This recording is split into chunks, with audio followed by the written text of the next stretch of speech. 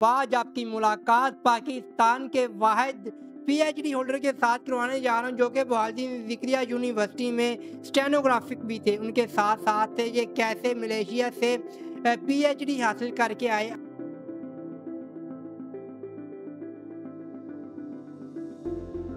मैंने तो daily wages पे भी काम किया है। मैंने तो एज अ क्लर्क भी एजुकेशन डिपार्टमेंट में काम किया है और उसके बाद अल्लाह के करम से मैं यूनिवर्सिटी में मेरी अपॉइंटमेंट हो गई और मैं यूनिवर्सिटी में मैंने ज्वाइन किया। और मज़ेदारी की बात है कि जिस वक्त मैंने यूनिवर्सिटी में ज्वाइन किया उस वक्त भी मैं LLB पार्ट फर्स्ट का स्टूडेंट था।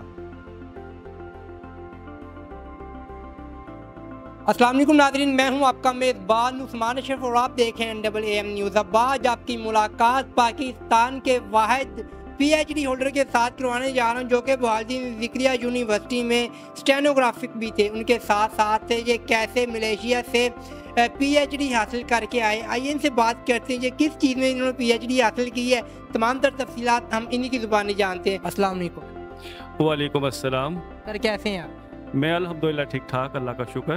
क्या नाम है आपका? डॉक्टर अब्दुल गनी। सर बताइएगा, माशाल्लाह आप बहाउद्दीन ज़िक्रिया यूनिवर्सिटी के स्टेनोग्राफिक और वहाँ से एक पीएचडी लेवल पे जाके आपने डिग्री हासिल करनी मलेशिया से। बताइएगा ये आपके ज़हन के अंदर ये ख्याल कैसे आता है मैं स्टेनोग्राफिक हूँ, इसके अलावा मुझे ऊपर और जाना चाहिए, ये आपके माइंड में कैसे आता है? सर सिंपल सा इसका जवाब है, मैं बाई बर्थ स्टेनोग्राफर तो पैदा नहीं हुआ था। तो आपकी इतला के लिए इतना भी अर्ज़ करता चलूँ कि मैंने तो डेली वेजेस पे भी काम किया है। मैंने तो एज अ क्लर्क भी एजुकेशन डिपार्टमेंट में काम किया है और उसके बाद अल्लाह के करम से मैं यूनिवर्सिटी में मेरी अपॉइंटमेंट हो गई और मैं यूनिवर्सिटी में मैंने ज्वाइन किया। और मज़ेदारी की बात है कि जिस वक्त मैंने यूनिवर्सिटी में ज्वाइन किया उस वक्त भी मैं LLB पार्ट फर्स्ट का स्टूडेंट था। तो जो ही मेरी ये डिग्री कंप्लीट हुई तो असल में बेसिकली तौर पर ये मेरी माँ की दुआ है। मैं अपनी वालदा के साथ 2007 में उम्रे पे गया था, तो my mother was my best friend. तो मैंने अपनी वालदा से कहा कि आप मेरे लिए दुआ करें।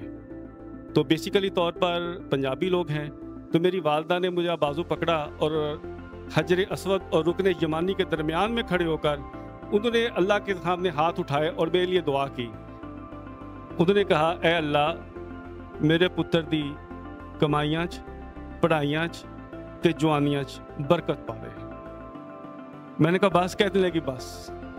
तो उनकी दुआ बरकत की वजह से अल्लाह पाक ने आज मुझे डॉक्टर बना के, बेशक मैं स्टेनोग्राफर हूँ, लेकिन उनकी दुआ की वजह से अल्लाह पाक ने मुझे ये एजाज़ बख्शा कि आज मैं पाकिस्तान का पहला एम्प्लॉय हूँ जिसने इंटरनेशनल लेवल के ऊपर PhD इन क्रिमिनल लॉ की डिग्री हासिल की है।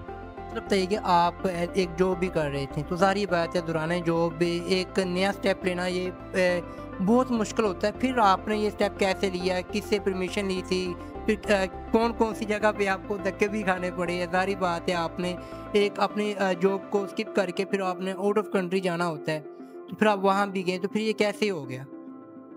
सर बुनियादी तौर पर मैंने यहाँ पर एप्लीकेशन मूव की थी, तो मेरी एप्लीकेशन रिजेक्ट हो गई थी। तो उसके बाद मैंने कोर्ट में मूव किया था। कोर्ट की डायरेक्शन हुई तो सिंडिकेट की एक मीटिंग के अंदर मुझे बुलवाया गया। वहाँ पर मैंने अपनी ब्रीफिंग दी, तो वहाँ पर उन्होंने मुझे फिर छुट्टी अलाउड कर दी थी और उस छुट्टी को लेके फिर मैं बैरून मुल्क PhD करने के लिए चला गया था।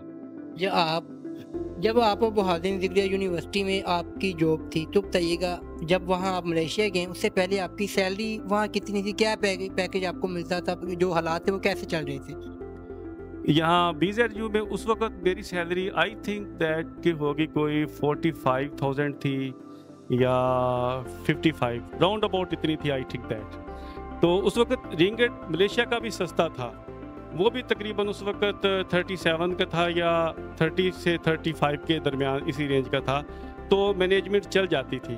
फर्दर मोर के मेरे बड़े भाई हैं, उन्होंने मुझे अच्छा खासा सपोर्ट किया और मेरे एक दो दोस्त हैं, उनमें एक सैफुर रहमान है मेरा दोस्त है और एक मेरे दोस्त हैं अरशद भट्टी साहब। इन्होंने मुझे मेरी PhD के एतबार से बहुत मुझे सपोर्ट किया, फाइनेंशियली तौर पर इन्होंने मुझे अच्छा खासा सपोर्ट किया था।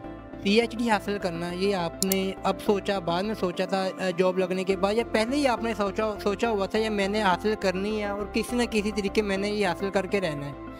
असल में एक बहुत बेहतरीन कोटेशन है इंग्लिश की, a man is recognized by his company which he keeps. आदमी उसी सोबत से पहचाना जाता है जो वो रखता है। तो आपको एक मज़ेदारी की बात बताता हूँ कि वो ये था कि जिस वक्त मुझे यूनिवर्सिटी के ऑर्डर आए 12वें स्केल के, तो 16वें स्केल के मुझे डिस्ट्रिक्ट कोर्ट से भी ऑर्डर आए थे जज के स्टेनो के। तो मुझे जो जज की जो पोस्ट थी वो मुझे इतनी ज़्यादा मुनासिब ना लगी, तो मैंने 12वें स्केल पे जाके BZ को ज्वाइन किया। वहाँ पर मुझे एक अदबी और तालीमी माहौल मिला। तो मैं चूँकि LLB का स्टूडेंट पहले ही था, तो करते करते मैंने फिर LLM की छुट्टी ली और फिर मैं LLM मैंने किया, और उसके साथ ही फिर PhD का शौक़ तो फिर ऑटोमेटिकली तौर पे पैदा हो गया था।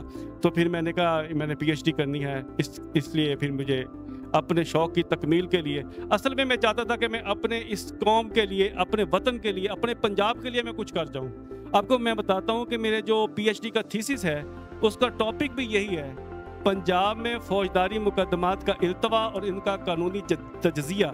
इसके ऊपर मैंने काम किया है। इसके ऊपर मैंने जो लॉ है उसके अंदर मैंने अमेंडमेंट तजवीज़ की हैं, और जो फैक्टर्स इसके ऊपर अमल दरामद होते हैं, जो फैक्टर्स इसको इफ़ेक्ट करते हैं क्रिमिनल लॉ को, या इसके अंदर जो प्रॉब्लम्स आती हैं, उसको मैंने इन डिटेल डिस्कस किया। और फर्दर मोर मैंने फोकस ग्रुप डिस्कशन के ज़रिए अपना जो मैंने अपने फैक्टर्स को वैलिडेट करवाया फोकस ग्रुप डिस्कशन से। तो ये अल्लाह ताला का बहुत शुक्र, अल्हम्दुलिल्लाह, उसको इंटरनेशनल लेवल के ऊपर बड़ी पजीराई मिली। आप आज भी जाकर UUM का फेसबुक देखें, उसके ऊपर मुझे कितनी पजीराई मिल रही है, और वहाँ की यूनिवर्सिटी ने मुझे बाकायदा तौर पर फेसबुक के ऊपर लॉन्च करके, और उसके ऊपर बहुत मुबारकबाद। और उनके लिए भी ये एक बहुत बड़े एजाज़ की बात थी कि उन्होंने एक स्टेनोग्राफर को PhD करवाई, लेकिन उनको मेरी इस बात का पता बाद में चला जब मैंने डिग्री ले ली थी। पहले नहीं उनको पता था? पहले उन्होंने मुझसे पूछा था, मैं सच बोलता था, मैं झूठ नहीं बोलता था, मैं साफ कहता था कि मैं एम्प्लॉई हूँ। मेरे बाकी जितने भी दोस्त थे वहाँ पर PhD करने के लिए, वो कोई असिस्टेंट प्रोफेसर होते थे, कोई लेक्चरर्स होते थे, या कोई बहुत जिम्मेदार होते थे। वाहिद मैं एक आदमी था जो PhD करने के लिए गया था और स्टेनोग्राफर था। लोग मुझे कहते थे यार तुम एडमिन ऑफिसर बता दिया करो। मैंने कहा यार मैं झूठ क्यों बोलूं, एक को बोलने के बाद 10 मुझे और बोलने पड़ेंगे। मैं सीधे साफ क्यों ना कह दूं कि मैं एम्प्लॉई हूं और मैं स्टेनोग्राफर हूं। क्योंकि आप पाकिस्तान के वाहिद हैं जिसने ये डिग्री हासिल की है। सर बताइएगा, जब आप वापस पाकिस्तान आते हैं तो लोगों की मोहब्बत कैसी होती है? जो आपके दोस्त हैं, जो आपके सीनियर्स हैं, उनकी मोहब्बत आपके साथ कैसी थी?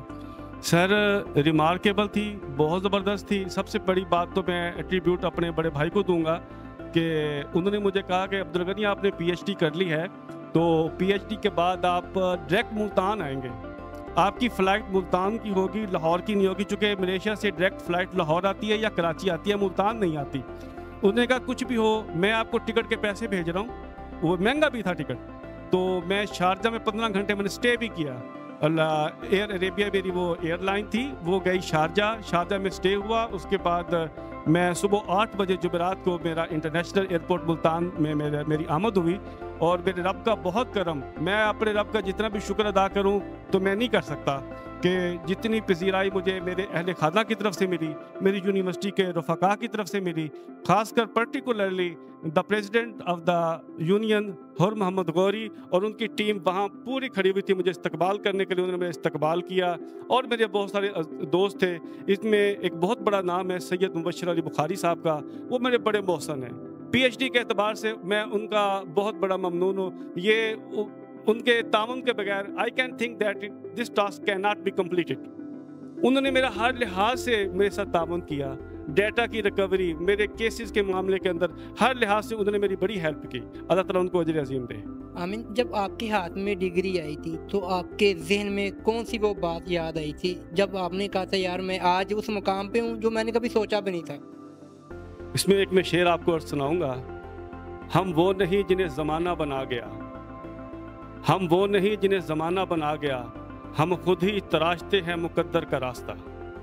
जब आप पाकिस्तान आते हैं तो अदारों की तरफ से आपके साथ कितना ताउन किया जाता है, कितनी मोहब्बत आपको अदारे देते हैं? ज़ाहिर बात है आप माशाल्लाह जब पाकिस्तान आते हैं तो पाकिस्तान के लिए आपको अपनी खिदमत भी सर अंजाम दे रहे थे, तो कितनी मोहब्बत दी थी इन लोगों ने आपको? इसमें इदारों की तरफ से तो अभी तक मुझे कोई खातिर खा ऐसा कोई रिस्पांस रिसीव नहीं हुआ मेरी BZ के अलावा। ठीक है। अगर आप मलेशिया होते तो फिर क्या होता?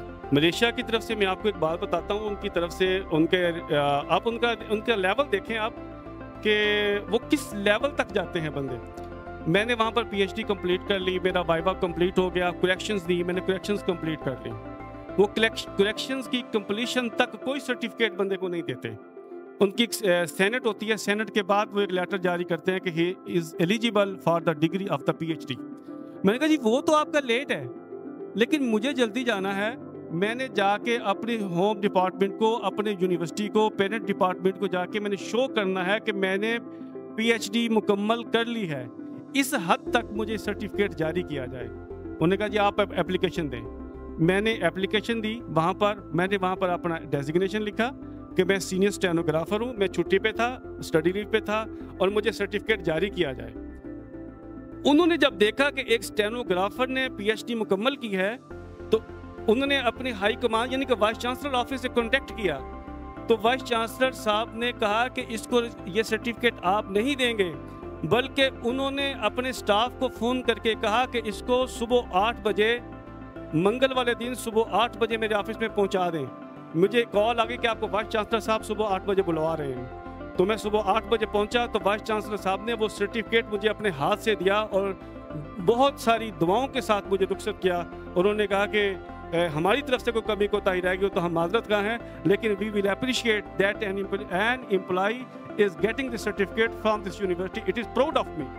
ये उनके पास थे। सर बताइएगा, इस वक्त हमारे पाकिस्तान के अंदर जो अपनी ड्यूटी सर अंजाम दे रहे हैं, वो सिर्फ अपनी सोच, जो उनकी लगन होती है, सिर्फ उस ड्यूटी की हद तक ही रहती है, वो आगे नहीं बढ़ना चाह रहे होते हैं। उनके लिए क्या पैगाम देना चाहेंगे आप? पेवस्ता रह शजर से उम्मीद बहार रख।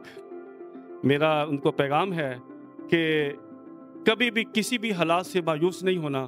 मैं आपको एक सिंपल सी बात बताए देता हूँ उन रफ़ाका के लिए कि मैं आपको अर्ज़ करूँ कि मैंने दियार गैर से पीएचडी की है और मैं आपके हौसला अफजाई के लिए ये बात करना चाहूँगा।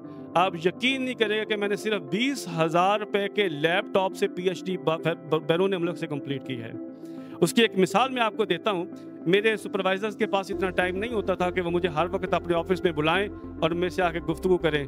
तो उन्होंने कहा था कि गनी साहब, mister Ghani, whenever you need to any problem, then you contact us on the WhatsApp और WebEx प्रोग्राम।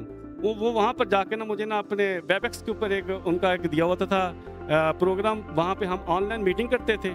तो मेरे एक और दोस्त था साथ, तो मैंने कहा यार मेरा लैपटॉप ख़राब हो रहा है तो मैं आपके लैपटॉप से ज़रा आज मीटिंग कर लूँ। तो मेरी तस्वीर बड़ी साफ़ आई, साथ दोस्त की बड़ी साफ़ आई। मैंने कहा यार तुम्हारा कंप्यूटर तो बहुत अच्छी तस्वीर दिखा रहा है। कहता गानी साहब 1.5 लाख खर्च 2 लाख खर्च, तो फ़र्क नज़र नहीं आता। तो भाई बात यह है कि ये चीज़ें मादी हैं, ज़रूरी हैं, लेकिन बात यह है कि अपने हौसला, अपना जो अज़म वो है, वो कहता है तूफ़ान कर रहा था मेरे अज़म का तवाफ़, लोगों ने समझा कि मेरी कश्ती भंवर में है। लेकिन बात यह है कि वो एक और भी शेर है, कहता है वो तलातम खैज मौजों से घबराया नहीं करते। ये छोटे छोटे जो मैटर्स होते हैं ना, इनके ऊपर कंसीडर नहीं करना चाहिए।